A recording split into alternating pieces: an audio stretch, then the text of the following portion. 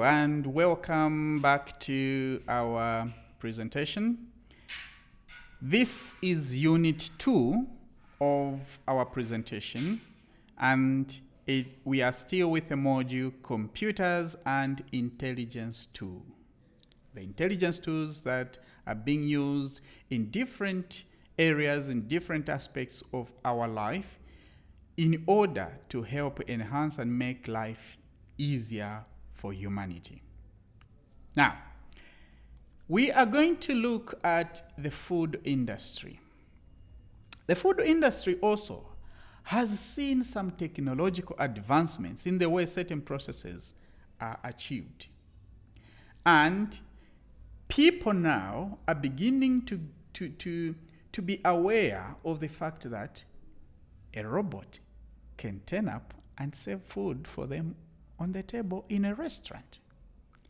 These are some of the things that are emerging with the technology advancements we are talking about. Let's now try and see how intelligence tools are being used in the food industry. The first thing that we shall look at is the sorting of food. You know, when you have so many, you've got potatoes here, you've got maize here, you've got groundnuts there, you've got, name them all. Sometimes the sorting process could be challenging, especially if you are talking of huge quantities of food crops. This is where intelligence tools, robots, can come in handy. Robots have been employed in sorting out potatoes, for example, based on the weight and the size. Yeah, they are all potatoes, but if this potato is smaller than the other, a robot can be instructed to sort out on the basis of the weight and the size, such that bigger ones are placed separately from the smaller ones. But also, more importantly, they will also measure the weight. If this one weighs 100 grams, put it that side. If this one weighs 200 grams, put it on the other side. All that is being achieved by robots that are being employed in the food industry. In addition, robots can even sort out vegetables based on the color of the leaves. Okay, because as you may be aware, leaves tend to go yellowish, brownish before they start getting black maybe, or dark, to signify to you that they are going to waste. So as soon as you engage a robot, it will monitor, separate the vegetables on the basis of the color of the leaves. Fresh vegetables put aside, those that are about to go to waste put aside, so that human beings, the customers, get fresh vegetables. The supply management concept is such that, you know, you've got production unit here, you've got the transportation here, you've got your end market there. All that and whatever happens from the time products are being produced to the time they are consumed, whatever is in between here, all falls under supply chain management. Now, because there's production involved, there is transportation or shipping involved, at every stage of this supply chain process, there is a need to monitor the quality of the products. There's need to have information, such detail like when is this product expiring? Because remember, in today's world, almost every food product or packaged will carry expiry date. If shipping is going to take two months, for example, do we have products that are likely to expire by the time they reach the consumer market? All that can easily be analyzed and information passed on to management by engaging a robot. A robot will sort out all the issues related to expiry dates, all the issues related to which products is supposed to go to what market and what mode of transport, so that it makes the whole chain, the whole supply chain easily manageable. The other point that these robots tend to handle very well is food safety compliance. Every food processing company wants safety of the food, as a priority, because you don't want to be labeled as a company that produces, expired stuff, that produces food that is not good enough for human beings. So employees have to wear specific clothes, for example. Employees have to adjust to specific standards. Employees have to maintain certain safety standards. All that, as required by law, all that can better be managed by robots. Because with human beings, there's always a lapse here and there. Oh, yeah, you are wearing just one glove and then you touch the other. Where's the other glove? Actually I put it. Oh, let me wear it. No. With robots in place, robots will ensure, if the law is for everyone to wear gloves, everyone should wear gloves. Robots will also ensure if each package should have 10 contents or 10 products, they will count that quickly and easily and make sure every package has got 10. There's no shortages when it comes to that. Why? Because with the scanners, the cameras that are on the robot, they are able to do that quite easily. And then they will do the monitoring and make reports so that management can see how things are moving. Production development is another element that we shall look at.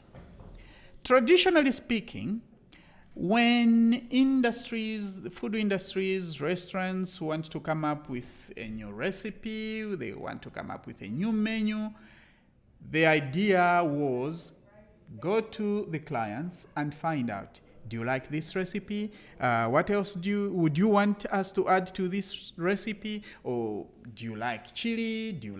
So they had to engage employees to interact with customers in order to get to know what exactly the customers are looking for. Now, with robots in place, you don't have to get your employees to go and interact with customers. From the surveys, from the comments that people are passing about your food, about your recipe, be it on social media, be it using search engines, we can be collected, analyzed by robots, and the robots will come up with flavors and recipes that will capture the majority of your clientele, because they will have known that maybe 80% of our clients like mashed potatoes. Because they have gathered such information, management then can come up with new recipes that are along the line of mashed potatoes, and then and then save that to clients. And this, again, can easily be done by robots, because with human beings, you'll have to go interact with customers and start one by one. It might be a long, winding route, because it will also be tedious. So the best thing is use the data analytics, which, again, robots can do much, much better on. Collect all the data, analyze the data, see who and what percentage of your clientele would want this, and then you can come up with a new recipe based on the data. The cleaning process of the equipment that is used in the food industry, you've got a huge restaurant. Maybe, there are 20, 50, different tables and chefs to prepare different foods. The equipment that is being used has to be cleaned all the time so that you lessen the risk of food contamination or food poisoning. Because of that, human beings will do their part, but they may not be as clean as a robot would do. Because with a robot, it's not just cleaning, it's also inspecting and making sure the cleanness is according to the standard that is required by law, or the standard that will not introduce germs or bacteria into the food that is being prepared. And because of that, you are like killing 2 or 3 birds with one stone when you use a robot, because it will not just clean, it will also inspect whether or not the cleanness is up to standard, up to the level that is required by law. It will also inspect whether or not there are bacteria that have been introduced. That way, you ensure that your equipment is clean to perfection. When it comes to the food industry, you also need to look at growing of food. Can farmers also use intelligence tools to grow better food, to grow food that is maintaining a healthier standards among the clients? Yes, of course. When they use robots, robots can be used to optimize the growing conditions for the food. They will not just optimize the yield, but they also look at the environment. They also look at the soil. They also look at what would be the best pesticides to use so that you maintain a healthy environment as well as maintain health food crops that will come from that field. They will analyze the temperatures. They will analyze effects of certain weather patterns on the crops. And once they have understood all those factors, they will also now try and see the best way these factors can impact positively on the quality of the food. And they'll even calculate what plants need to grow, on what conditions or in what environments, and detect plant diseases. They will detect pests, they will detect the health of the soil, and so on and so forth. And so, when it comes to growing better foods, again, the robots will do a better job. You have grown your crops. You have, harvested them. Next, we want to pack these so that we can go and sell to the consumer. What do? Get the robots engaged, because the robots will be specific. They will maintain the same standard, the same quality when it comes to packaging of your food crops. They will package them. There won't be anything missing. They will package them nicely in accordance with the standard that you have predefined, and the specific number of products that are supposed to be in each pack. And all that can be done in seconds. And that will relieve a human being. Because yes, quite all right, we are here to work, but if we can find tools that can work better, tools that can work more efficiently, that is the way to go. And definitely, robots are the way to go in this area.